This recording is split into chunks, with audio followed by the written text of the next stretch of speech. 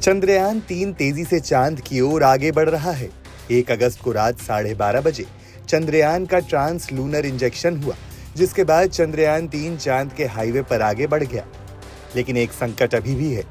चंद्रयान-3 अगर चंद्रमा के ऑर्बिट को पकड़ नहीं पाएगा तो वह करीब 10 दिन बाद वापस 236 किलोमीटर वाली पेरोजी पर वापस आ जाएगा।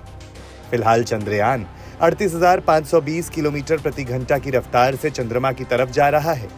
चांद की ओर जाने वाले हाईवे पर चंद्रयान को डालने के लिए 179 किलोग्राम फ्यूल का इस्तेमाल हुआ। इसरो सूत्रों ने बताया कि चंद्रयान-3 इस समय 38,520 किलोमीटर प्रति घंटा की रफ्तार से चांद की ओर जा रहा है। इसरो के वैज्ञानिक अब हर दिन इसकी गति थोड़ी धीमी करेंगे, क्योंकि जिस समय ये चांद के नजदीक पहुंचेगा, यानी उसकी सतह से करीब 11,000 किलोमीटर दूर होगा, वहां पर पृथ्वी का गुरुत्वाकर्षण 0 होगा, चांद का भी करीब 0 होगा। इसे L1 पॉइंट कहते हैं। चंद्रमा की ग्रेविटी पृथ्वी की ग्रेविटी से 6 गुना कम है, इसलिए चंद्रयान-3 की गति भी कम करनी पड़ेगी।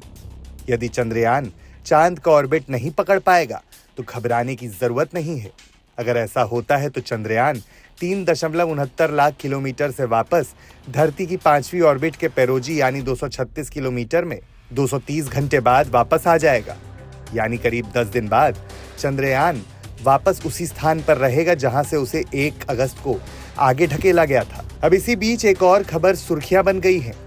लगभग 15 दिन पहले ऑस्ट्रेलिया के पश्चिमी तट पर मिली गुंबद नुमा रहस्यमयी वस्तु को लेकर पर्दा उठ गया है। भारतीय स्पेस एजेंसी इसरो ने इस बात की पुष्टि की है। इस रहस्यमयी वस्तु के मिलने के बाद से ही आम लोगों के साथ साथ वैज्ञानिकों के बीच ये चर्चा का विषय बना हुआ था।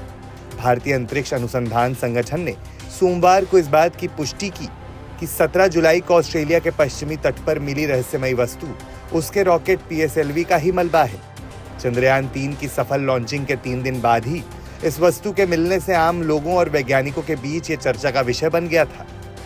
शुरुआत में ये कहा गया था कि ये वस्तु चंद्रयान-3 से जुड़ी हो सकती है। हालांकि इसरो ने इसे सिरे से खारिज कर दिया था। वहीं ऑस्ट्रेलिया अंतरिक्ष एजेंसी ने सोमवार को कहा कि कुछ सप्ताह पहले पश्चिमी ऑस्ट्रेलिया के तटों पर मिली एक बड़ी वस्तु भारतीय अंतरिक्ष अनुसंधान संगठन के रॉकेट का मलबा होने की पुष्टि की गई है।